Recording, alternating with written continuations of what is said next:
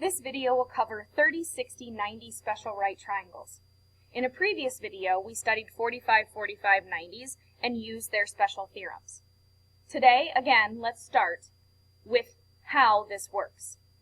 Notice I have an equilateral triangle. I know this because I have 3 congruent sides. And if I take the 180 degrees that are inside of a triangle and divide it by 3, I'll get 60, 60, and 60. Since it's an equilateral triangle, if I were to drop a perpendicular bisector, it would also be an angle bisector. So now I have 30 and 30. This angle bisector, since we said was a perpendicular bisector, it would cut this piece into 2 congruent pieces. And now you'll notice that my left triangle is congruent to my right triangle by side, angle, side. Since it cuts this side in half, I know this is S, then I'm going to double that. I will get 2S on my long side, which is my hypotenuse now because of the 90-degree angle.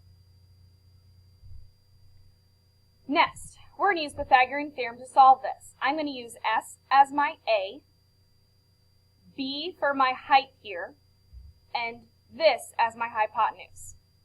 So S squared plus B squared equals the quantity of 2S squared.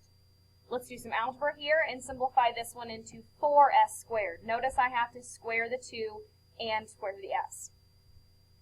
If I combine like terms, the S squared is like the 4S squared, so I subtract S squared from both sides, and I get 3S squared for the right. I want to isolate the B and not just do B squared, so I'm going to square root both sides, which will give me B equals the square root of S squared is S, and it leaves me with S radical 3. So now my height is S radical 3. Let's go to our tic-tac-toe board. This is a 30, 60, 90 triangle, and now I have the S root 3, and the 2S.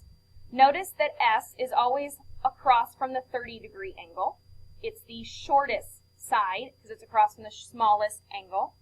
S root 3 is across from the 60, that's why I lined it up like this, and the 2S is opposite of my 90. Now, let's try that with an example.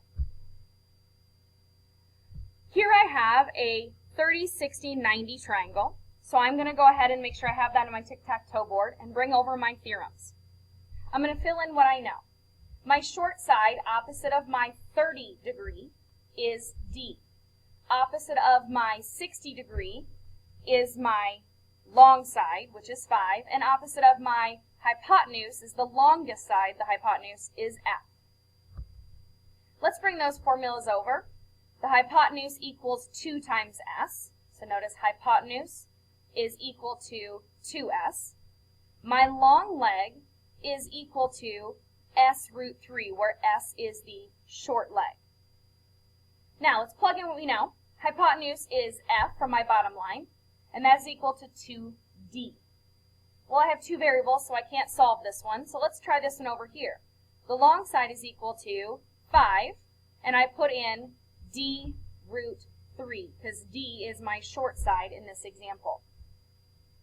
Now that I have it all written in formula-wise, let's go ahead and solve that. This has only 1 variable, so let's solve it. D needs to be by itself, so we divide by root 3. What I do to one side, I have to do the other. I simplify the right side, and that becomes just D equals, and I have 5 root 3. We've learned in a previous lesson we cannot leave a radical in the denominator, so the way to get rid of the radical in the bottom is to multiply it by itself by top and bottom. So now I have across the top 5 root 3, and across the bottom is plain 3, because root 3 times root 3 is the root of 9, and the square root of 9 is 3. This is now my short leg. Now I can come back to this equation. I know what D is. So let's plug in what we know. And remember that if I'm multiplying fractions, I put this whole number over 1, and I multiply across the top and multiply across the bottom, and I get 10 root 3 over 3.